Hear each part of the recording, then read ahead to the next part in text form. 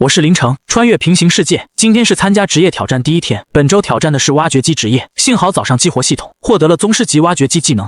燕京郊外达康集团工地，我静静坐在工地一角，眯着眼睛望着天空，和周围忙碌的工人格格不入。旁边站着扛摄像机的摄影师王建斌。我们就这样一直干杵着吗？王建斌已经等了1个多小时，要不你给我搞一辆挖掘机来？我打趣道。你会开？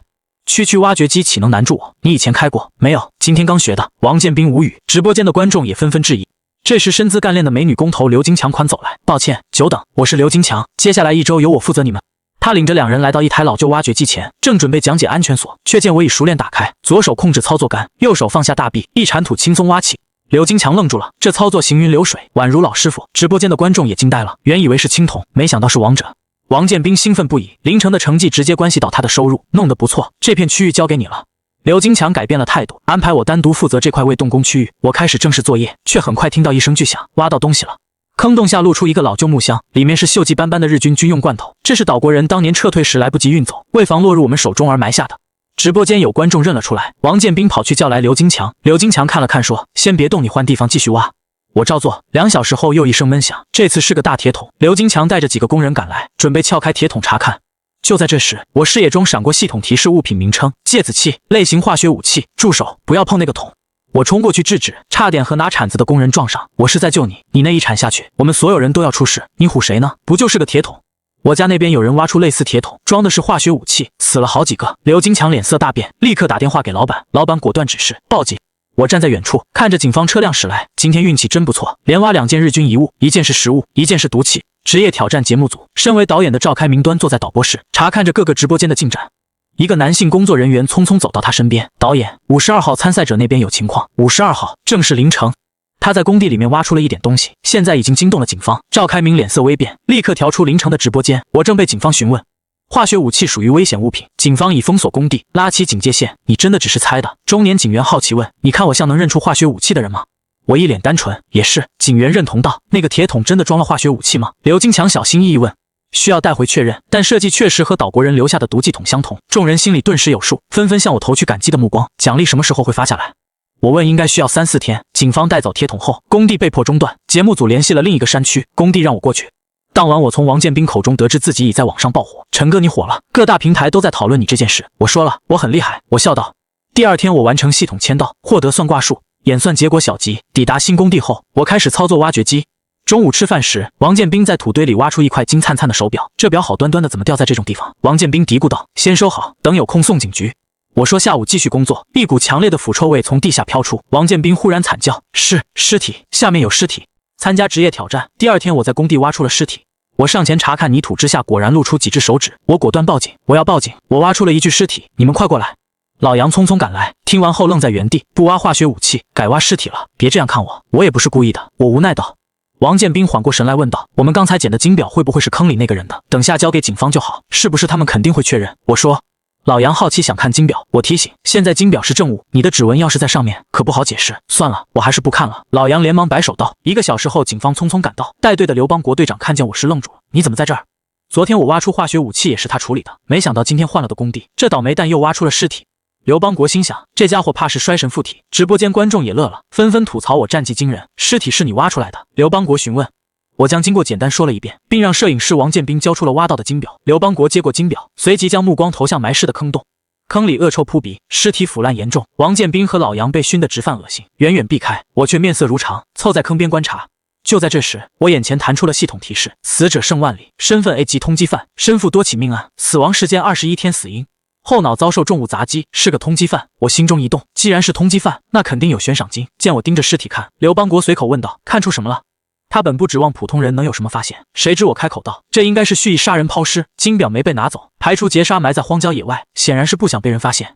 有点道理。刘邦国有些意外，我继续引导，从腐败程度看，死亡时间大概21天左右，那时工地还没动工，所以和工地无关。一旁的老杨闻言松了口气，刘邦国则惊讶道，你还懂法医？略懂，看过几本书。我敷衍了一句，随即单刀直入，而且我觉得这个人有点眼熟，好像是个通缉犯，叫盛万里。此话一出，在场警员脸色大变。盛万里可是身负重案的 A 级通缉犯。刘邦国立即跳进坑中仔细核对，虽然尸体腐烂，但对照通缉令特征，竟然真的高度吻合，很像，基本确定是盛万里，回去做个 DNA 就能定案。刘邦国难掩喜色，这可是个大功劳。周围警员也激动不已，迅速封锁现场。就在大家忙碌时，我凑到刘邦国身边，问出了最关心的问题：刘队长找到通缉犯，是不是可以领悬赏？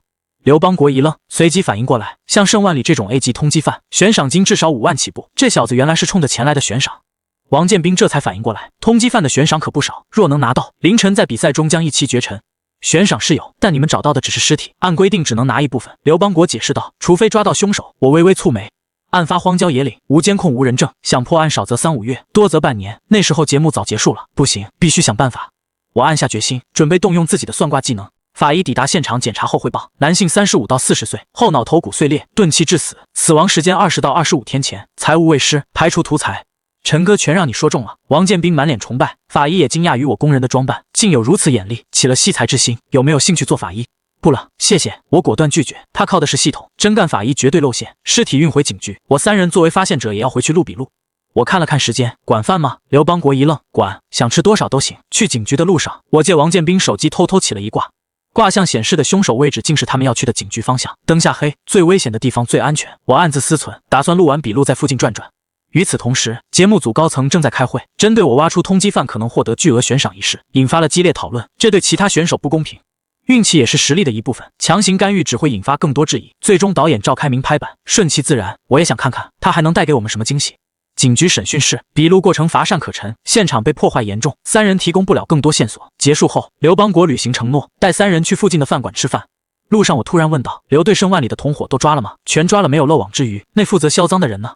我提出新思路，抢来的东西需要变现。这个人不算直接同伙，但也最容易让盛万里放下戒备。刘邦国眼睛一亮，这确实是个盲点。几人走进警局附近一家生意火爆的小饭馆，刘队来了，一个络腮胡大汉热情迎了上来。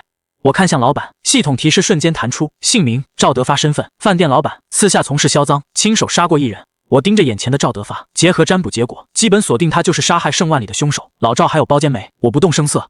赵德发如常领路，我忽然抛出一句，我要是抓到杀盛万里的凶手，能不能拿到全部悬赏？赵德发的动作出现了刹那停顿，随即恢复正常。我心中冷笑，欲盖弥彰，果然有问题。进了包间，赵德发离开后，我立刻低声对刘邦国说道，这老板有问题，8成和盛万里之死有关。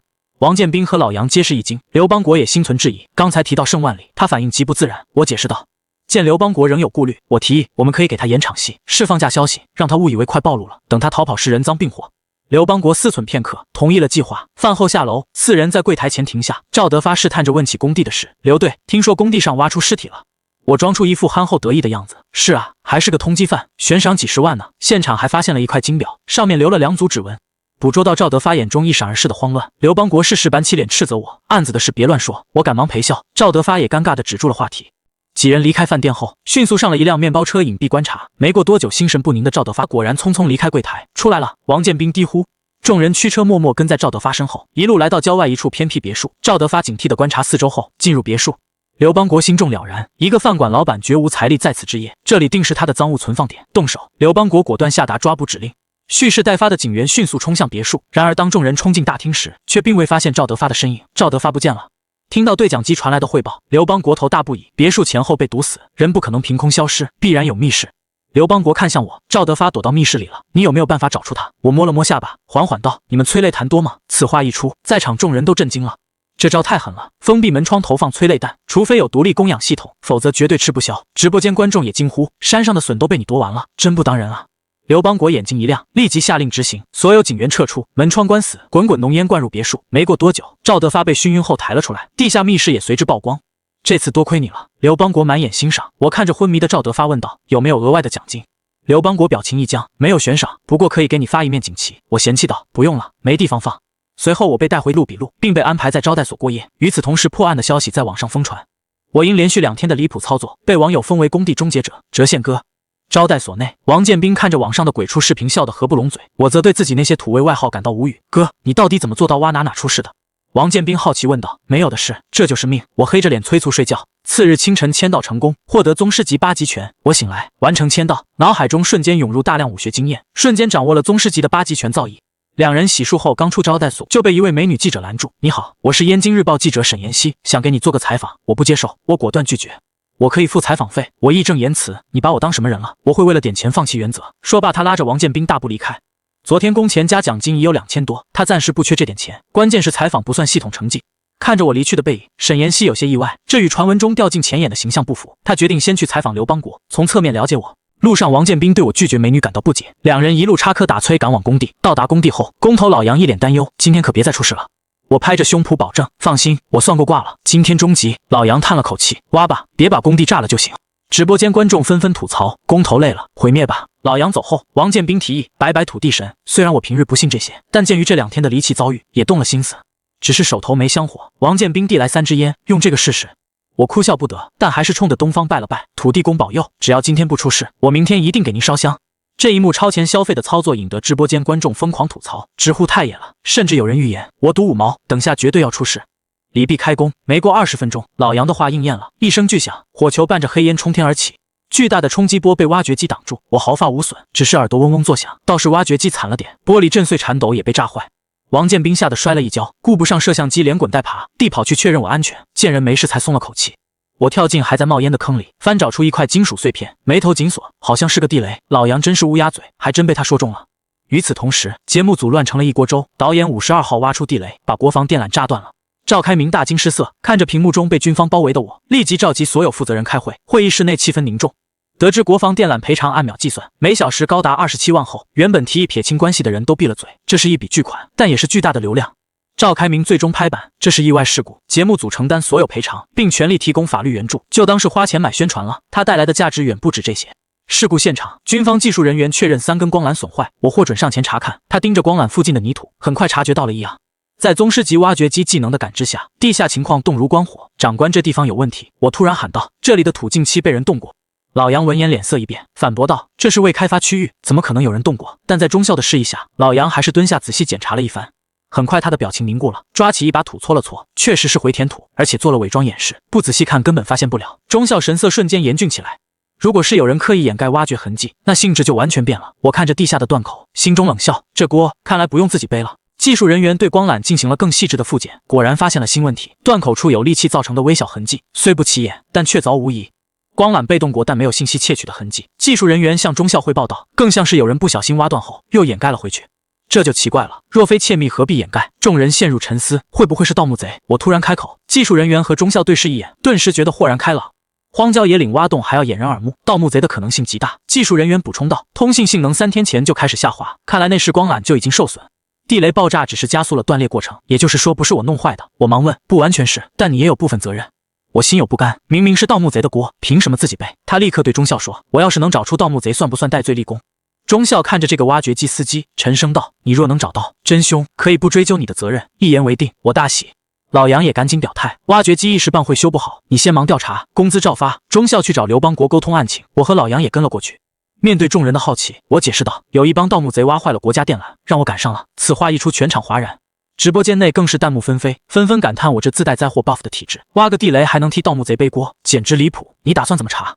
刘邦国对此案也颇为头疼，现场毫无线索，但他见识过我昨日破获埋尸案的能力，便开口询问。在众人的注视下，我掐指一算，淡定道，往北走4里。刘邦国一愣，你这靠谱不？我是铁口神算，能给你算错？我自信满满，不理会众人的质疑，招呼王建斌，走吧。说罢，他径直向北走去。王建斌连忙跟上，刘邦国犹豫片刻，死马当活马医，也交代好现场事务，紧随其后。沈妍希带着摄像师也跟了上来，你们跟着干什么？我停下脚步，皱眉道，这是抓盗墓贼，不是过家家，我们是记者，有权追踪新闻真相。摄像师不满反驳。沈妍希更是挑衅道，敢不敢打个赌，看谁先找到盗墓贼？你输了就要接受我的独家采访。我冷笑一声，转身继续赶路。见两人对上刘邦国，本想劝解，岂料沈妍希语出惊人，若我输了，要求随你提，不违法乱纪就行。此言一出，王建斌和刘邦国揭露惊色，直播间更是哀嚎一片，震惊于沈妍希的魄力。好，我果断应下，赌约继承兵分2路。沈妍希带摄影师往北碰运气，我3人则前往推演出的区域。途中，刘邦国忍不住问，你要是赢了，打算提什么要求？面对沈妍希这般美女的承诺，常人难免心动，我却淡然道，没有。两人面面相觑，心中暗叹，我不解风情。直播间观众也纷纷吐槽，齐钢铁直男。20分钟后，3人抵达一处看似普通的山坡。你确定是这里？看着四周毫无异状，刘邦国略显迟疑，找找看，应该在附近。我神色笃定。搜寻片刻，刘邦国忽在一处隐蔽的惊呼，快过来，发现盗洞了。只见一方形深洞直通地下，洞口还有新翻的土。事实胜于雄辩，直播间质疑声瞬间消散，取而代之的是满屏的惊叹与666。鉴于洞内情况不明，刘邦国制止了王建斌探洞的念头，正欲呼叫支援，远处忽然传来女人的尖叫声，是沈妍希。三人脸色骤变，当即放弃盗洞，全速奔向声源。2-3分钟后，现场映入眼帘，摄影师昏迷倒地，沈妍希被一名矮个中年人踩在脚下，周围还有4名手持铲子、绳索的壮汉，竟是岛国盗墓贼。见警方赶到，几名盗墓贼大惊失色，矮个子当机立断，拔刀架在沈妍希脖子上，吼道：“不许动，否则我杀了他！”刘邦国立刻止步喝止。双方隔空对峙，沈妍希虽满身尘土，极为狼狈，但看到凌晨等人赶到，眼中不由燃起一丝希望，把枪拿出来扔在地上。面对挟持沈妍希的盗墓贼，刘邦国为了人质安全只能照做，但他保持警惕，准备随时夺回武器。几个岛国盗墓贼眼神交流后，一人上前佯装抢枪，实则突然扬起地上的沙土迷住刘邦国的眼睛，紧接着拔出短刃刺向其胸膛。刘邦国视线受阻，避无可避，性命危在旦夕，千钧一发之际，我猛然冲出，使出一记刚猛的8级拳铁山靠，强大的冲击力硬生生将袭击者撞飞5-6米。趁着看守分神，沈妍希狠狠踩了挟持者一脚，挣脱控制逃向我。3名盗墓贼见状紧追不舍，炸死你们！沈妍希突然回身扔出一块黑雾，追兵误以为是手雷，吓得慌忙卧倒。待看清只是一块石头时，沈妍希已拉开距离，我也及时赶到挡在前方。见识过我一招制敌的战力，3人不敢造次。刘邦国趁机捡回手枪，彻底控制了局面。剩余4名盗墓贼见大势已去，只能抱头蹲地。我上前查看昏迷的摄影师，对哭泣的沈妍希安慰道：“放心，他面相并非短命之人，死不了。”这种直男式的安慰让一旁的王建斌哭笑不得。刘邦国随即对盗墓贼进行突击审讯，但这些人嘴急硬，坚称是野外探险，对真实目的只字不提。不久，军方武装直升机赶到，将受伤的摄影师和被撞飞的盗墓贼送医，沈妍希也随行离开。看着远去的直升机，王建斌提起之前的寻人赌约，我表示并不在意输赢，见识了我的本事。王建斌想求一卦发财运，却被1万元的挂金劝退。此时网络上关于我挖断国防电缆的指责正甚嚣尘上，但随着我制服盗墓贼、协助警方的现场视频曝光，真相大白，舆论瞬间反转，原本的批评声浪迅速转变为对我身手和功绩的惊叹与赞扬，相关词条迅速冲上热搜。演播室几十块屏幕实时播放着直播间情况，赵开明看着这一幕，对工作人员下令继续发公告支持我。另外安排一下把那些攻击我的账号推上去，让他们付出代价。工地现场，我救下刘邦国，协助抓获盗墓贼的事迹已传开。中校对我表示了欣赏和感谢，随后带队撤离，将盗墓贼移交警方。刘邦国找到我想请你把那个盗洞挖开，看看下面到底是什么情况。我担心还有同党或者宝物被转移，迟则生变。我没问题，但需要挖掘机，我爽快答应。刘邦国立刻安排调来了一台挖掘机。此时一位考古专家也赶到了现场，你打算用这个进行挖掘？考古专家看到挖掘机，瞪大了眼睛，这会损坏文物的。刘邦国坚持道：“特殊情况特殊处理，那帮盗墓贼嘴硬，我怕东西被转移或破坏，出了事我负责。”见刘邦国态度坚决，考古专家沉默片刻，最终同意。我驾驶挖掘机抵达盗洞位置。考古专家先钻进洞察看了一番，出来后眉头紧锁，现在不好说，挖挖看吧，我麻烦你了。随着轰鸣声，我操控挖掘机开始作业。原本狭窄的盗洞迅速变成巨大的土坑，然而挖了10几分钟，依然没有任何发现。还要继续吗？我停下询问。刘邦国看着镜头的土墙陷入沉思，若是一直无果，行动只能终止。正当众人觉得没戏时，突然一声巨响，洞穴深处发生塌方，滚滚烟尘涌出。塌了，里面有空间。烟尘散去，土墙后露出一片漆黑的空间。刘邦国大喜，立刻让我休息，安排几名警员拿着铲子上前进行细致挖掘。几人合力挖掘了片刻，一名警员突然惊呼：“这是什么？”他拎出一个沾满泥土的绿色半球形物体。我目光一凝，脑海中浮现出系统提示：物品名称90式钢盔，类型安全防护装备，是90式钢盔。我轻声说道：“90式钢盔。”刘邦国向考古专家询问道。专家接过警员手中的钢盔，仔细清理后给出了肯定答复：“的确是90式钢盔。”众人看向我的目光充满惊讶，没想到他连这个都懂。我只是淡定地表示平时书看得多。说话间，泥土中又挖出一具佩戴岛国军衔徽章的尸骸。国内地下出现全副武装的岛国士兵，显然此处是一处隐秘的军事基地。姓名：山下本义，死因遭遇塌方，活埋窒息死亡。我看着系统提示暗自琢磨，塌方却无人救援，说明当时基地可能已无活人，或许遭遇了袭击。洞穴很快被挖通，刘邦国安排2名警员留守，带着我、王建斌和考古专家向隧道深处探去。隧道内一片死寂，阴冷刺骨，前面有东西。考古专家突然出声，灯光照去，几具穿着几十年前便服的尸骸倒在地上，周围还散落着5具岛国士兵尸骸。墙壁上布满弹孔，显然这里曾发生过一场激烈的枪战。刘邦国等人检查尸体，疑惑这些平民装束的人为何会出现在戒备森严的军事基地。我看着视野中密集的系统提示，开口道：“这里发生了一场火并，这3人是共济会成员，分别死于枪击和手雷。比较奇怪的是，他们武器庞杂，有苏制 AVS-36、美制 M12和日制38大概，应该是民间武装。”刘邦国点头，沉思：民间组织袭击日军基地，背后必有隐情。众人继续深入，沿途发现不下60具遗骸，战斗痕迹波及整个基地。直播间观众看着这惨烈的一幕，纷纷猜测这里可能是传说中的日军藏宝地。金佛！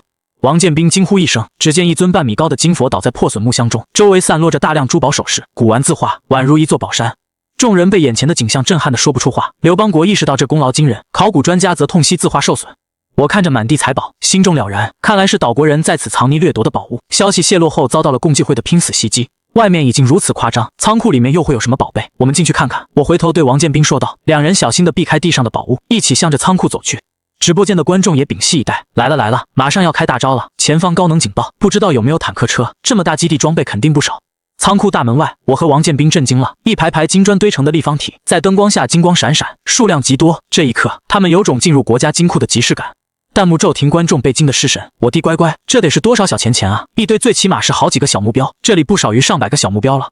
在中间一堆金砖前，他们发现一具共济会遗骸，正对着大门坐着，似乎在等有人来到这里。死者杨守义，年龄42岁，死亡时间80年，死因身中多枪，流血过多致死。我蹲下身拿起遗骸，手中一块发黄的破布，上面是鲜血所书的文字，记载着山洞中发生的事情。当年岛国人烧杀抢掠，收集大量财宝，准备转移到岛国。共济会成员得知后袭击基地，杀死所有岛国士兵，但自己也损失惨重，最终因坍塌困死地下。直播间瞬间泪目，哪有什么岁月静好，不过是有人在负重前行，敬诸位先辈的牺牲。虽不知道你们的名字，但你们的故事会流传下去。其他人随后进入仓库，也被金砖震撼。我将破布交给考古专家，这是从那具尸体上发现的，上面记载了这里所发生的事情。考古专家郑重道，这份资料很重要，我回去会好好调查，希望能够将他们的身份找出来。刘邦国感慨道，他们都是英雄。王建斌询问金砖处理方式，刘邦国拨通局长电话，老刘，我这边发现了一个岛国人的地下基地，在里面找到了大量的金砖，多少？不好说，应该有上百吨。电话那头瞬间沉默，随即挂断。节目组大楼内，服务器几乎崩溃。导演赵开明下令，不管用什么办法，必须维持52号直播间的播放。1个多小时后，警方封锁现场，我和王建斌被留在盗洞外配合调查。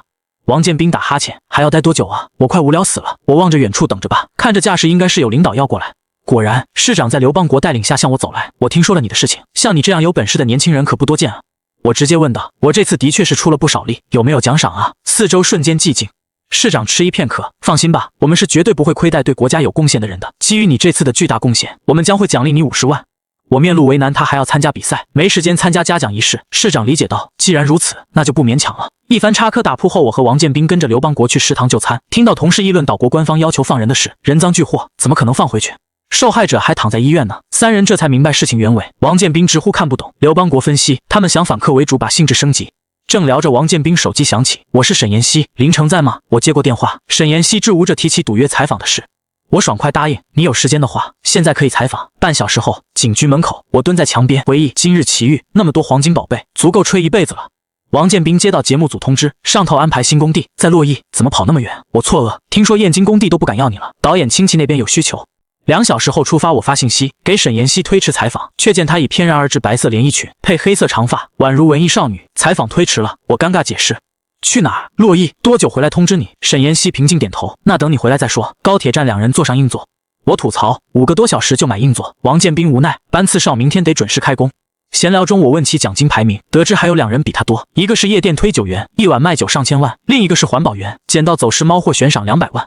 山外有山了，我感慨。忽听兴奋女声，林城，2个甜美女生认出他，递上笔记本求签名，我欣然应允，签完名目，送他们离开。感觉如何？王建斌笑问。还好吧，长得挺可爱的。王建斌扶额，这脑回路真让人头疼。天色未亮，2人在高铁站附近买了早点，等待接车。我坐在台阶上，一手油条一手豆浆，顺手用了今日签到，签到成功，恭喜您获得宗师级修复技能。脑海中瞬间涌入无数修复画面，从古瓷到青铜器，各种失传记忆如潮水般涌来。他沉浸其中，浑然不觉时间流逝。陈哥，来人了！王建斌唤醒了我。一个40来岁的中年汉子笑呵呵走来。晚上山路不好开，耽误了点时间。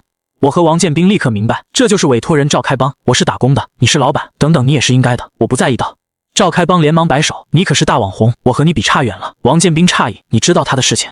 赵开邦笑道，我那里经常能够挖出东西来，不是什么大不了的事。凌城的直播间此时正热闹非凡，观众们纷纷猜测这个村子的来历。走吧，我们一起上路。赵开邦招手，领着2人上了面包车。路上，赵开邦介绍起洛阳的传说，神路指路，老君修炼地，洛神传说。快到了，天色微明，一座座小洋楼在晨光中矗立。抵达目的地后，5位村民已等候多时。听说来了的大网红，我们都想瞅瞅看什么样。听说你昨天挖到了上百亿黄金，是不是真的？有人问，是挖到黄金了，数量是挺多的。我回答，你今天打算再挖点什么？另一个人追问，我语塞，挖点什么是自己能控制的吗？赵开邦解释，这几位并非专业工程队，都是村子里人过来帮忙的，心态自然不同。光头大汉林浩南向我详细说明了空地规划，怎么弄都已经量好了，你照着挖就行。我接过钥匙，爬上挖掘机开始作业。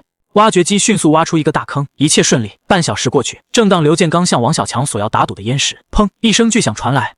我停下挖掘机，心中无语。打赌他半小时出事的那位大哥嘴开过光，看见没？我赢了！赵开邦笑得灿烂。众人围拢过去，坑里露出一块巨型青石雕像，表面有人工加工痕迹，应该是个石狮子的头。刘建刚分析。林浩南否认，这耳朵、这卷须跟石狮子都不太像。直播间顿时炸锅，灵前一丈石雕都出现了，古墓还远吗？帝都大学历史系教授杨明义看到直播后，立即让博士生买机票赶往洛阳。赖氏警局也接到报警，派出大量警力赶往现场。赵开邦却毫不在意，把这个东西搬到一边去，不用管它。青石雕像极沉，王小强试了试，脸都憋红了也没搬动，最后喊上刘健，刚才勉强挪开。随后我又陆续挖出好几块石雕，都被村民搬去垒在一起。当第4块石雕被挖出来时，赵开邦终于喊停，别挖了，大家都休息一下。这些石雕太沉了，几轮下来把他们累得够呛。我跳下挖掘机，走向石雕堆，王建斌跟在后面拍摄。这玩意太天然的沉了，累死老子了。你太虚了，我一点事都没有。你们说这是什么情况？怎么跟捅了石雕窝了？没完没了了。赵开邦几人原地休息，闲聊起来。本来有发现还挺开心，谁曾想变成这样，一堆没什么用的大石头，真的是会谢。这些石头有什么问题吗？见我盯着被挖出的青石雕像，半天不吭声。王建斌感到好奇，这些应该是同一座雕像。我没有看王建斌，左手摸着下巴，在脑海中将石块组合，但未能还原完整模样。从目前情况看，还有不少部分未挖出。同一座。王建斌质疑道，断口根本匹配不上，若真如此，雕像必然大得离谱。我指着2块雕像，你看看这上面的纹理和色泽，是不是差不多？获得宗师级修复技能后，他的观察力有了质的飞跃，能瞬间分析材质、使用情况、损坏原因。王建斌瞅了瞅，并未看出端倪，但见我笃定，心中信了几分。约莫10多分钟，赵开邦走过来，你换位置挖，那边暂时别动。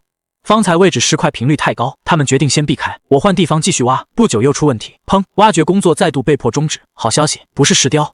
王建斌喊道。坏消息，又是一块大石头。我站在挖掘机驾驶室，瞪着王建斌，什么鬼啊？怎么换个地方还是这样 ？MD 又是这鬼玩意，老赵这个地基今天非挖不可吗？别废话了，先挖出来看看再说。随着土被挖开，一块1米多的巨石露了出来，物品名称：河洛玉原石类型，玉石。用途能够被加工制作成装饰品，拥有极高的观赏价值。我心情顿时好了许多，居然是玉石原料。其他几人看着巨石犯愁，这么大靠他们几个搬不动，要不弄点炸药过来把这东西炸了。王小明提议，我连忙阻止，绝对不能用炸药。这是一块玉石原矿。此话一出，众人脸色大变，目光火热。我围着玉石原矿走了一圈，擦去泥土，露出白皙无瑕的玉质，发了。赵开邦脑海只剩下一个念头，他要发财了。呜呜！一道尖锐的警笛声打断了他们，警车竟然是冲着他们这边来的，一共6辆。10多个警员冲上来，气势汹汹。警员同志，我是好人，你们是不是搞错了？王建斌慌张解释，是不是好人，不是你说的算。警员厉声道，给我老实点，好好交代你们的问题。王建斌懵了，自己什么都没做，交代什么？警员同志，你是要我们交代什么？交代你们的罪行。我指了指王建斌，我们是在录制节目，你可以查查看，你是那个工地终结者。有警员认出了我，你不是在燕京吗？怎么跑到我们洛邑来了？节目组安排我来挖宅基地，我连忙问到底是什么事。有人举报你们盗古墓，我们今天早上才到的，直播间的人可以作证。王建斌大声道，我们是被他们骗了。同志，我们绝对没有盗古墓，我们是被冤枉的。赵开邦几人也急了，盗墓是重罪，严重的话这辈子都出不来。一轮解释过后，警方意识到有问题，解开了他们的手铐。石辟邪在哪里？警方指挥官问道。赵开邦几人完全不明白什么是石辟邪。林浩南率先反应过来，您是说哪些大石块？警方指挥官顺着他手指的方向走去研究。文物局人员随后赶到开始勘测。奇怪，这里不像是会有大墓，怎么会有如此大的石辟邪？考古人员喃喃自语，我则看着玉石原料，若有所思。石辟邪的出现应该和古墓无关。早知道那个石头是石辟邪，我们应该继续挖的。赵长林一脸遗憾，瞎说什么？墓里面有什么东西关我们什么事情？林浩南连忙打断。看来宅基地是建不成了，希望能够给点奖励。王建斌对我说，我说道，他们探不出结果的，地下绝对没有古墓。你是说石辟邪是从其他地方冲过来的？林浩南瞬间明白了，我们刚才挖出的那块玉料外壳比较圆润，应该是河道的料。这里以前应该是河道或者是湖泊。聊完古墓的事情，赵开邦几人的注意力又落在了玉石原料上。这么大一块玉石原料价值不菲，自然是要想办法处理掉的。邦哥，这东西你打算怎么办？赵长林询问道。赵开邦目光落在我身上，这次多亏了你，东西已经毁了，我打算将玉石原料卖了，钱我和你一人一半。我愣住了，如此大一块玉石原料，少说值几十万上百万。王建斌瞠目结舌，直播间观众也被惊到了。行，照你说的来吧，我没有推辞。你们有懂这个的朋友吗？找个人过来看看吧。我有一个卖玉石原料的朋友。王小强接话道。赵开邦当即让王小强打电话联系对方。电话接通后，王小强说明来意，对方表示不方便过来，让开视频看看。王小强打开视频，对准玉石原料拍摄。老赵看到露出来的玉质，眼睛顿时瞪圆。顶级原料，你打算要多少钱？他脱口而出。王小强转头看向赵开邦，赵开邦又看向我。我伸出2个手指试探道：“这个价，你这个东西的品相虽然不差，里面到底什么情况不好说。这个价太高了。”老赵为难道：“就这个价？你不要的话就算了。”我毫不松口。老赵沉默了，一副很犹豫的模样。这时，一个年轻男子的声音响起：“我出500万，你这块石头我要了。”500万！赵开帮几人惊了。老赵脸色难看：“邓少爷，我和他正在谈，你这样不合规矩吧？”邓公子毫不在意：“你可以谈，我自然也可以谈。他有说一定要卖你吗？”我询问道：“我是和你先谈的，你要是能出相同的价格，我优选卖给你。”老赵叹了口气，果断放弃了竞价。我和邓公子达成了交易，将玉石原料卖给了对方。我等下会派人过去，只要货没问题，钱会打到你的卡上。电话结束，其他几人还没回过神来。陈哥，这块石头真值那么多钱吗？王建斌问道。应该没有那么多，大概值100-200万的样子。我分析道。那个富二代出这么高的价，他们2个情况不一样。那个老板是买卖，富二代是在赌。一刀付一刀穷，一刀劈麻布，不是说得完的。要不我们自己把石头开了吧？王小强有些异动。我皱眉道：“你们谁能拿得出手500万？尽管开。”此话一出，几人的表情瞬间僵住了。赵开邦笑了笑：“500万够了，知足常乐。”他看了看时间，10点13分，马上要到中午了。你们在这边看着，我去准备做饭。他离开后，我已在树上休息。忽的好几辆车抵达，下来了10几人，分成3伙，火药味十足，应该是考古方面的专家吧，我猜测道。然而对方却找上了他。林成先生，我们馆长想请你过去一下。远远便看见3个50多岁的大爷在争吵。小伙子找对象了没？杨馆主询问道。我感到有些懵。直播间上演了大型拜义父现场，满屏幕飘的都是干爹，我想给你养老。另外2个馆长也连忙推销起自家的女儿或徒弟。我暂时没有这方面打算，我果断拒绝了3位馆长的高薪招揽。他现在的重心在节目挑战上，至于女朋友和编制都不急于一时。全场寂静，3位馆长面面相觑。他们开出的条件极具诱惑力，年薪100万加房产，只为求贤若渴。没想到我竟不为所动。正当尴尬之际，考古队负责人传来消息，文物局局长下令，石雕直接送往洛邑博物馆。3位馆长脸色铁青，洛邑博物馆是国家1级博物馆，又有局长命令，他们只能眼睁睁看着东西被截胡，心中暗骂洛邑馆长不讲武德。趁着众人议论，林馆长偷偷将我拉到一边，塞过一张名片，除了明面上的奖励，私下联系我，我私人再给你一笔奖金。挖到古墓还有额外奖励。我眼睛一亮，立刻笑着答应，没问题，我肯定第一个通知你。这一幕被直播间观众看在眼里，纷纷惊叹姜还是老的辣。然而没过多久，另外2位馆长也故技重施，我来者不拒，统统应承下来。哥，你3家通吃，不怕翻脸吗？王建斌担忧道。我望着馆长们的背影，淡定地说，到时候群发消息给他们。与此同时，洛邑交通局内乱成一锅粥，东郊车流量暴涨，交通彻底瘫痪。找到原因了，大批人看了直播，跑去东郊挖宝。警员汇报道，交通局局长得知竟是一个主播引发的全城堵车，深感震惊。我不仅发现了惊动国际的文物，还有如此恐怖的号召力。局长灵机一动，决定联系节目组，邀请我参与道路建设项目，借此曝光引资。双方一拍即合。回到挖掘现场，因交通瘫痪，原本打算离开的馆长们和玉石交易车辆都被堵在了路上。怎么突然堵车了？林浩南纳闷。听说是你的粉丝把路堵死了。王小强指着我无奈道。我一脸懵逼，让王建斌联系节目组澄清，结果被告知不用澄清，公关部会处理。直播间内，粉丝们更是看热闹不嫌事大，纷纷调侃这是我组织的挖宝大军。正当等待之际，博物馆人员再次找上门，石壁鞋缺失了2个部分，希望能请你帮忙寻找，不管找没找到都有辛苦费。有硬币吗？我问道。工作人员一愣，连忙掏出几枚硬币，我挑了3枚，走到空地上开始抛掷。这是在干什么？王建斌好奇。我没有解释，只是一次次将硬币抛向空中，根据落地正反面推算方位。直播间的老观众立刻反应过来，这是在算卦。之前找盗墓贼就是用的这一手，这次是找文物。之前3位馆长对我的殷勤，让不少人都暗中观察着他的动向，他们好奇我到底有何本事，能让3位馆长不惜推出爱女爱徒来拉拢。我没有理会周围的目光，迅速完成了6次投掷。石壁鞋属于重要古物，测算难度大，为保险起见，他这次选择了起卦。把你手机给我一下。一番推算后，我找王建斌借来手机确定方位，随即连走7步停下，确认位置后，他直接开来挖掘机开始作业。这一系列奇怪的举动将围观者的好奇心拉到了顶点，但随着半小时过去，坑底依然没有动静，直播间的质疑声逐渐多了起来。故弄玄虚吧，挖了这么久连个影都没有，算卦本来就是骗人的，之前不过是凑巧。正议论间，赵开邦拎着饭菜来了。我和王建斌停工吃饭，席间赵长林提起个趣事，刚才看新闻有个主播冒充你名字去村里直播挖宝，结果被村民当盗墓贼打了。搞笑的是打人者还是你的粉丝，说是要清理门户。我脸色一黑，这简直是人在家中坐锅从天上来。王建斌忍俊不禁，陈哥，你说这算不算？粉丝太过狂热，我无奈摆手，区区小事岂能乱我道心？吃过饭我继续开工。这次没挖几分钟，机械臂便带出了东西。王建斌冲上前扒开泥土，露出2枚巨大的牙齿状物体。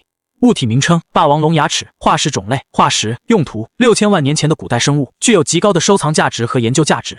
看见系统提示，我目光微凝，没想到竟是霸王龙化石，这在全国都屈指可数。此时一直关注这边的3位馆长已经围了上来，这好像是某种大型食肉动物的牙齿，该不会是恐龙化石吧？专家们兴奋不已，尤其是林馆长、赵馆长和杨馆长3人，为了争夺这块化石的研究权，当场吵了起来，互相揭短。我看得头大，直接将化石塞给了匆匆赶来的考古队负责人。这个你拿着。负责人抱着烫手的山芋，面对3位虎视眈眈的馆长冷汗直流。最后还是林馆长技高一筹，借口在此地研究，成功接管了化石。趁着众人围着化石研究，我却转身跳回了坑里。哥，你在找什么？王建斌疑惑道。化石不是已经交出去了吗？还有别的东西？我低头搜寻。刚才那一铲的感觉不对，而且卦象显示的位置就是这里。化石只是意外收获，正主还没出来。一番寻找后，我从土层中扣出一块巴掌大小、表面坑坑洼洼的不规则石块。物品名称：月亮陨石类型。矿物说明：月球的岩石由小行星撞击月球建设，并被蓝星引力捕捉，极为稀有。看见系统提示，我微微一怔，眼前的不起眼石块竟是天外来物。王建斌凑过来：“你研究这破石头干嘛？难道是宝贝？”“是不是宝贝不好说，但这应该是一块月亮陨石。”我解释道。王建斌一脸不信，指着天上的月亮：“你要说是陨石，我信，但你说是月亮上掉下来的，骗鬼呢！月亮好好挂在那，还能掉块肉下来？”直播间内质疑声一片，没人相信我随手指认的土疙瘩是月亮陨石。这种石头满大街都是，要是陨石，我把头剁下来给你当凳子。我懒得解释，将陨石递给王建斌，拿去清洗一下，顺便问问考古队。王建斌满脸不情愿，拎着石头往外走，正好撞见几名考古人员。清洗后的石头露出了真容，考古人员脸色骤变，死死盯着那块石头。这是月亮陨石，全国加起来不到31块，稀有至极，每颗至少600米币，成色好的还能翻倍。王建斌手一抖，差点拿不稳这块价值上千万的石头。直播间瞬间炸锅，观众们的三观被震得粉碎。谁能想到这块丑石头竟然比黄金还贵上100倍？之前质疑凌城的人更是觉得脸被打得啪啪作响。得知真相的王建斌激动地跑回坑底向我报喜：“陈哥，你发了，这东西值上千万。”然而紧随其后的考古人员补了一刀：“根据规定，具有重要科研价值的陨石属于国家，不能私人交易。”王建斌的心情瞬间跌入谷底，不仅发财梦碎，还当着直播间数百万观众的面丢了个大脸，恨不得找个地缝钻进去。我也是一阵无语，还以为真发财了，结果是空欢喜一场。此时林馆长和其他2位馆长闻讯赶来，精通此道的杨馆长经过一番仔细鉴定，最终拍板：没错，这就是月亮陨石。众人的目光齐刷刷投向凌城，震惊于一个非专业人士竟有如此毒辣的眼光。无论是化石还是陨石，我展现出的博学简直令人发指。就在气氛烘托到顶点，大家对凌城充满敬佩时，他突然一脸认真的开口：“这东西上交后能拿到多少奖金？”全场死寂。众人刚升起的敬佩之情碎了一地，这就好比世外高人突然开口要借200块钱，俗太俗了。林馆长嘴角抽搐，具体金额要等检查定计后才能定。我点点头，不再纠结，继续在坑底查看。虽然没找到他想要的石壁鞋，但他看着地下的化石层，若有所思道：“这只霸王龙或许是被陨石砸死的。”一旁的王建斌猛地瞪大眼睛：“你怎么知道化石是霸王龙的？连专家都没定论的事，凌城怎么知道的这么清楚？”意识到说漏嘴的我，立马装傻充愣。霸王龙？什么霸王龙？我瞎猜的。王建斌和直播间观众一阵无语，这变脸速度简直绝了。忽悠接着忽悠，当面编瞎话，眼都不带眨的，不愧是你。随后我借来王建斌的手机，拨通了燕京警局刘邦国队长的电话。喂，刘队长，我是凌城，正在处理案子的刘邦。国心里一紧，你又挖出什么了？没，我就想问问之前发现地下基地的那笔奖金。刘邦国无语凝噎，听着电话那头隐约传来的警笛声，纳闷道：你在哪？我在洛邑这边给人挖宅基地呢。得知我跑到了千里之外的洛邑，刘邦国长松了一口气，可算是去祸害别人了。燕京终于能清静几天了。我挂断电话不久，不远处的土坑里突然传来一声惊呼：挖到了，真的在这里！考古队员们怔怔地看着刚刚挖出的石块，满脸不可置信。这正是我选定的挖掘点，挖出的石块材质与工艺与之前的石壁鞋完全一致，事实摆在眼前，我那番看似封建迷信的操作，竟然真的应验了。考古负责人当机立断，指挥所有人力集中到化石坑挖掘。杨馆长也迅速反映疏散围观的博物馆人员，给文物局腾出作业空间。警方严阵以待，紧盯着周围上百号看热闹的村民，生怕局面失控。而在风暴中心的我却已在树旁晒着太阳，仿佛一切与他无关，只是淡淡的对王建斌说：去跟他们说一声，别忘了把账结了。王建斌一言跑去沟通，没过多久，他一脸古怪的跑回来：哥，赵馆长说钱马上转给你，他还问你打不打算再赚一笔。出1万块，让你在附近随便找个地方再挖挖看，1万块随便挖。王建斌当时就惊了，这简直是送钱啊！直播间内的观众更是瞬间炸锅，有钱人的快乐，我想象不到。教练，我想学挖掘机。我无奈地看了眼不远处的几位馆长，既然金主有要求，他便询问身旁的赵开邦，附近有什么地方需要帮忙挖的吗？赵开邦想了想，我包了的果园，正打算挖条水渠，既然这样，你们去那边试试。于是我开着挖掘机，带着浩浩荡荡的围观人群转移到了果园。与此同时，考古现场的负责人接到了文物局局长的电话，质问为何霸王龙化石的消息在网上疯传。负责人一查，发现竟是凌城直播间泄露的。他心中认定我不过是瞎猫碰上死耗子，仅凭2颗牙齿就敢断言是霸王龙，简直是信口开河，对我的印象瞬间跌入谷底。果园内郁郁葱葱，赵开邦指出了大概的挖掘路线，围观的村民们议论纷纷，都觉得我这回肯定又要出事。果然，我刚选好位置，第一铲子下去，王建斌就大喊起来：快停下，地里有东西！众人凑近一看，挖开的土坑里露出一个洞穴，里面蜷缩着一团满是鳞甲的球状生物——穿山甲。赵开邦脸色骤变，这可是国家一级保护动物，俗称老底座穿兽。众人面面相觑，没想到在果园挖个水渠也能挖出这玩意儿。直播间弹幕瞬间沸腾，哈哈，不愧是林城，一铲子下去直接出事，喜提银手镯一对，包吃包住。我也是一阵头大，这鬼运气，想安安静静挖个土怎么就这么难？因为涉及保护动物，众人不敢擅自处理。刚才在现场维持秩序的警员很快闻讯赶来，疏散了试图上前看稀奇的村民，大家让一让，不要惊扰到动物。警员维持着秩序，并告知已联系动物救助机构前来处理。我站在挖掘机旁，无奈地看着这一幕，看来今天的活儿又要被迫中断了。野生动物救护机构办公室内，负责人赵小慧神色匆匆地推门而入。警方通知，赵家村发现了国家一级保护动物穿山甲。小李、小周立刻带上设备跟我走。众人闻言脸色微变，穿山甲濒临灭绝，救助刻不容缓。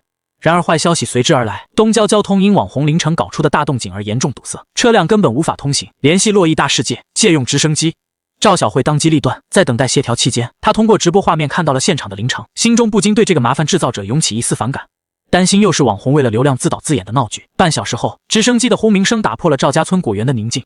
在村民们惊讶的注视下，赵小慧带队迅速锁降，直奔人群聚集处。我们是动物救助中心的。赵小慧向现场警员亮明身份，随即来到土洞旁。洞内，一只灰扑扑的穿山甲蜷缩成团，瓦状鳞片竖立，处于高度防御状态。赵小慧等人配合默契，用专业兜网将其小心翼翼地移出。经过初步检查，工作人员面色凝重，他身上有血，受伤了。此话一出，现场气氛瞬间凝固，众人的目光齐刷刷投向我。他是挖掘水渠的人，也是现场唯一的嫌疑人。我看着穿山甲尾部的血迹，后背不禁渗出冷汗。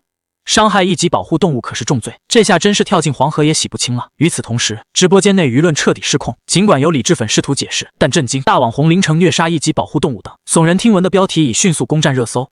不明真相的网友在营销号的煽动下，纷纷涌入直播间进行谩骂攻击，要求严惩凶手。节目组后台，导演赵开明看着满屏的负面报道，虽然心惊，但他凭借经验判断，我绝不会在直播中自毁前程，于是压下公关部的躁动，决定静观其变。回到果园现场，面对王建斌的担忧和周围人的质疑，我强迫自己冷静下来。他仔细观察了穿山甲的伤势，沉声道：“不是我弄的，如果是挖掘机铲到，他早就没命了，而且伤口形状也不对。”他指着洞穴继续分析，这洞穴显然有些日子了。穿山甲应该是出来觅食时被村里的狗咬伤的。这番逻辑清晰的分析让周围人若有所思。片刻后，赵小慧站起身，摘下手套验证了我的说法。他说的对，经过检查，伤口确实是旧伤，且有感染迹象，是动物撕咬造成的。真相大白，所谓的虐杀纯属乌龙。赵小慧看向我，眼中的反感消散，取而代之的是感激。多亏你把他挖出来，否则按这伤势恶化的速度，他撑不了多久。是你救了他一命。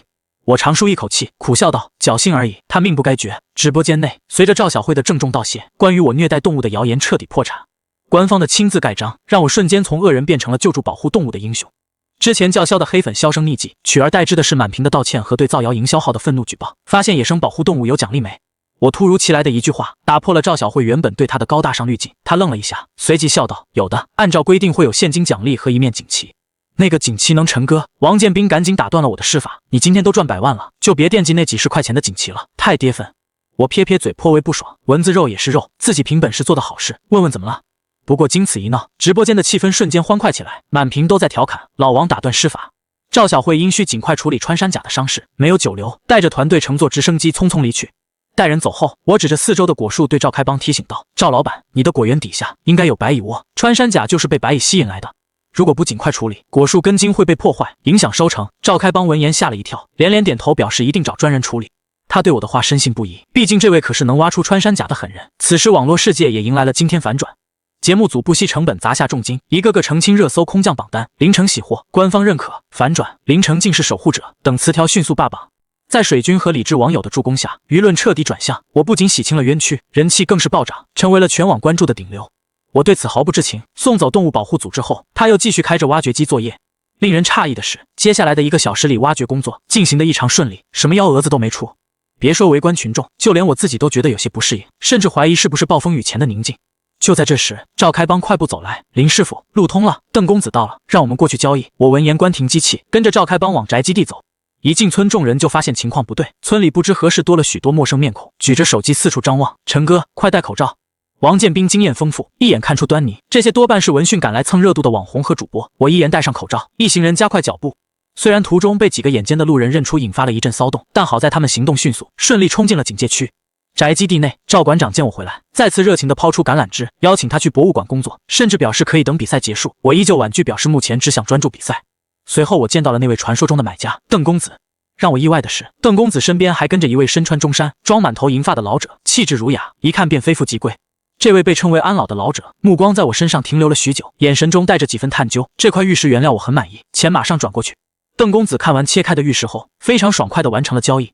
紧接着他笑眯眯地发出邀请：赵老板、林师傅，为了庆祝交易顺利，今晚我做东，请大家吃个便饭，还请赏光。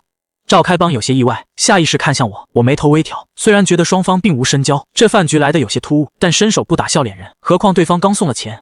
他略一思索，便点头应下。趁着搬运玉石的空档，王建斌凑到我耳边低声道：“陈哥，那老头一直盯着你看，该不会也是想挖你的吧？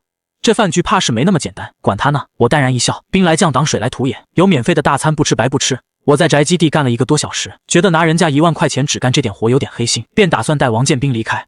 赵开邦担心他被围观群众骚扰，提议带人陪同，我自信地拒绝了。我可是宗师级8级拳，7、8个人近不了身。王建斌在一旁帮腔，说我曾一招把人打进医院。众人虽半信半疑，但也由得他去。我刚走出封锁区，就被热情的粉丝围住。他耐着性子满足了签名合照的需求，却对身后那7、8波如影随形的直播博主感到头痛。动武不合适，劝说又没用，他只能带着这群尾巴前往果园。与此同时，考古队那边炸开了锅。石壁鞋修复工作尚在争论，新消息传来，凌晨挖出的恐龙化石完整度竟高达91%，这足以震惊全球。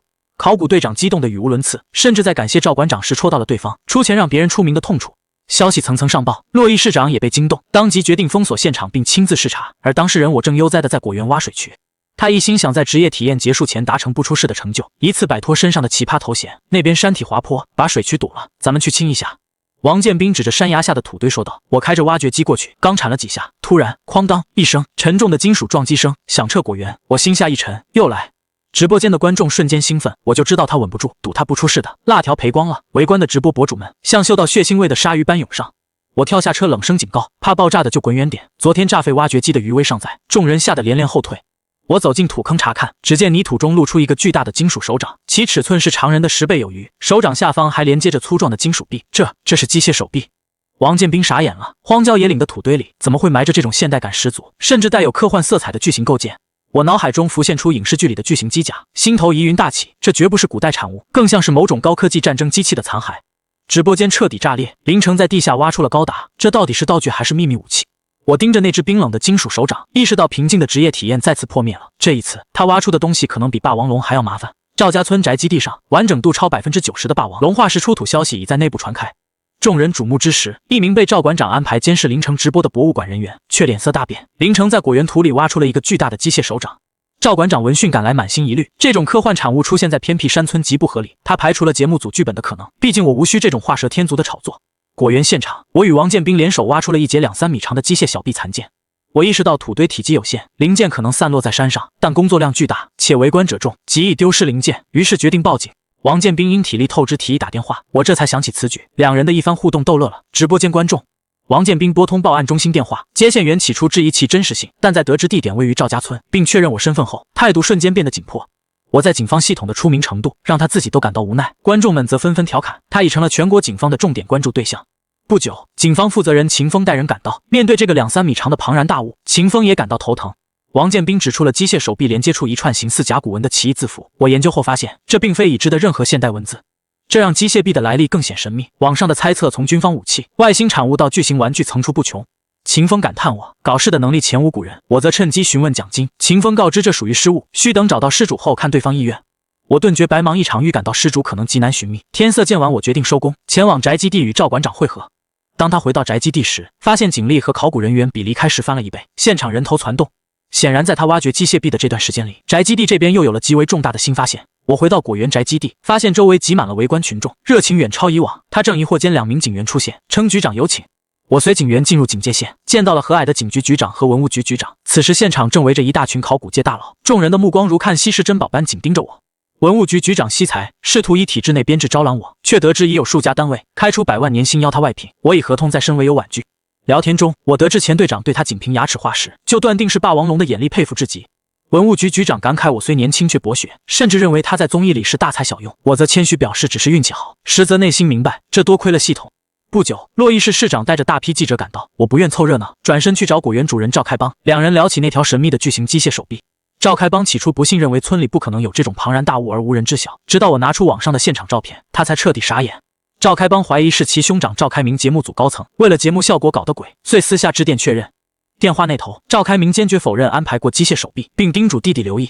挂断电话，我与赵开邦面面相觑，事情变得愈发诡异。如果不是节目组做的，那这科幻电影般的机械臂究竟从何而来？我虽满腹疑虑，但想到警方已介入，便暂时放下，转而关心起接下来的饭局。与此同时，官方正式公布了化石数据，这具霸王龙化石完整度超过 90%， 是全球已知最完整的霸王龙骨架，价值连城。消息瞬间引爆国内外媒体，《纽约时报》等国际权威媒体起初对 90% 完整度持怀疑态度，但在核实官方照片后纷纷震惊。我在国外迅速走红，外国人从最初的质疑转为对他东方玄学和全能实力的顶礼膜拜。我在不知不觉间已成为热度席卷全球的国际红人。我意外挖出机械手臂的视频迅速在海外走红，引发全球震动。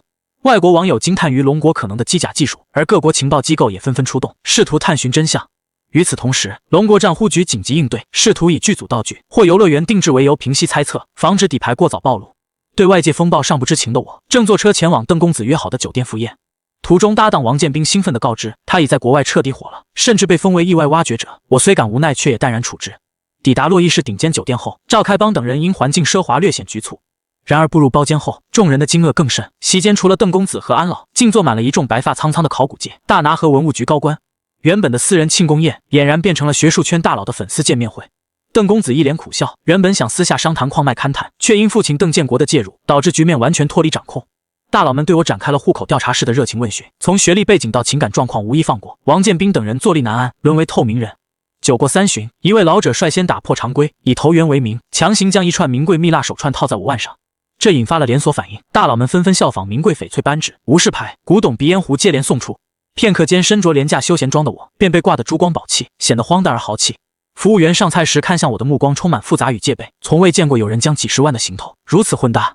直播间观众从最初的调侃转为满屏的酸气，纷纷感慨小丑竟是我自己。酒席最终在我的不胜酒力中进入尾声，我烂醉如泥倒在桌上。王建斌担心财务安全，在赵开邦等人的护送下，匆匆将浑身宝贝的我带离现场，寻得一处酒店妥善安置。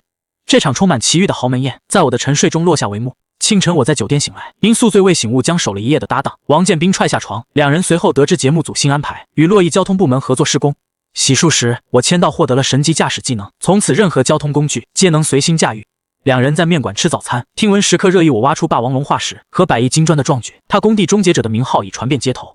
针对网上热议的机械手臂传闻，我凭借敏锐的职业直觉判断其并非剧组道具，此事疑点重重。期间我被粉丝认出并亲切合影，人气爆棚。王建斌调侃网上正对我今日会挖出什么进行竞猜，古墓和军火呼声最高。抵达洛邑南郊工地后，交通部门举行了隆重的欢迎仪式。面对众人的高度关注和工友们对他挖出危险品的敬畏，我压力倍增。开工前他惯例卜卦，结果竟又是大吉，预示着今日必有不凡发现。我坐上挖掘机，在一众工友和直播间观众的注视下开始作业。然而开工仅几分钟，地面突然毫无征兆的塌陷，露出一个幽深的大坑，全场震惊。难道网上的古墓竞猜真的要应验了？真相正随着这处塌陷缓缓揭开。工地上，我操控挖掘机，时意外挖开一个地洞，一条胳膊粗3-4米长的眼镜王蛇猛然窜出，现场瞬间大乱。王建斌惊恐逃窜。眼镜王蛇剧毒且速度极快，外号过山峰，我被迫与他对峙。直播间观众认出蛇的身份后纷纷报警，洛邑市报警中心因电话被打爆一度瘫痪，局长亲自关注直播动态。战场上我冷静应对，在毒蛇发起攻击的瞬间，他凭借过人的反应速度闪身避开，顺势抓住蛇尾，原地转体3圈，将其重重抡摔在地。见毒蛇昏迷，我并未盲目补刀，而是警惕地拎起铁锹，在王建斌的配合下，利用衣服套住蛇头，成功将其制服。随后施工队长孙浩义带人赶到，众人对我徒手制蛇的身手惊叹不已。危机解除后，为了排除安全隐患，孙浩义让我继续挖掘。然而我刚下一铲，地底便传出清脆的金属碰撞声，他又挖到了东西。直播间观众沸腾了，纷纷猜测这地下究竟藏着青铜器、兵器库还是更惊人的秘密。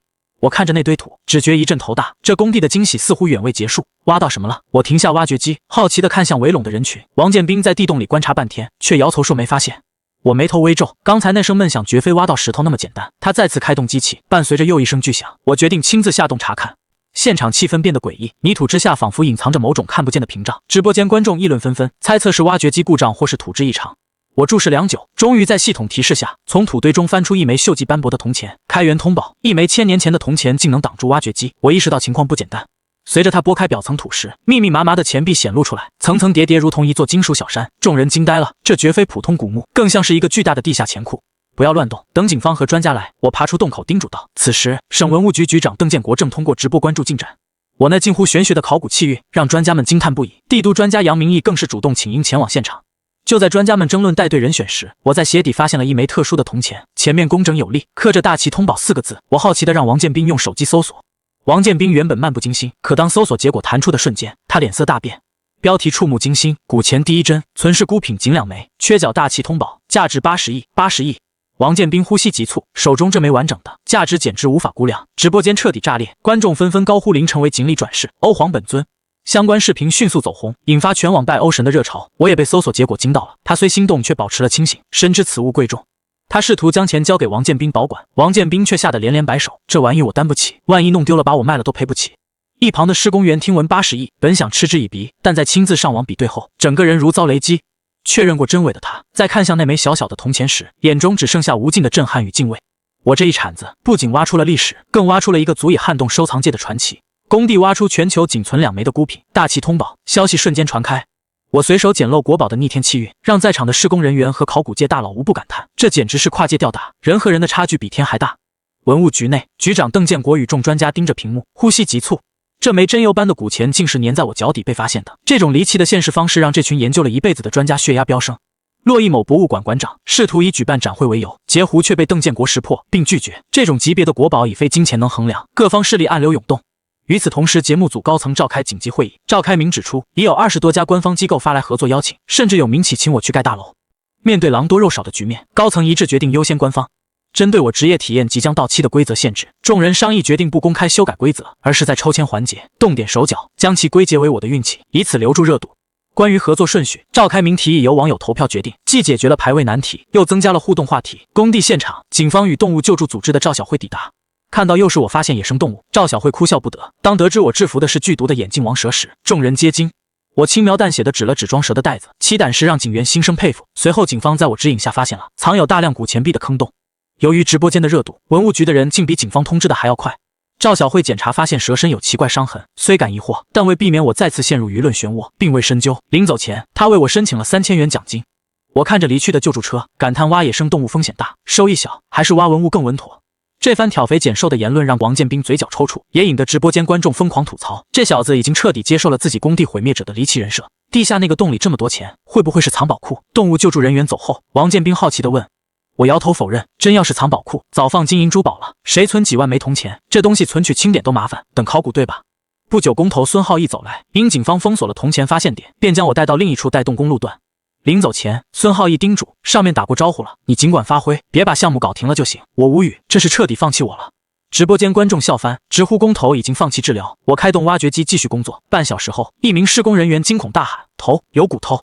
只见土方车落下一个白色骷髅头，众人围拢过去，发现我挖掘的坑里密密麻麻堆满了尸骸，重叠在一起，令人头皮发麻。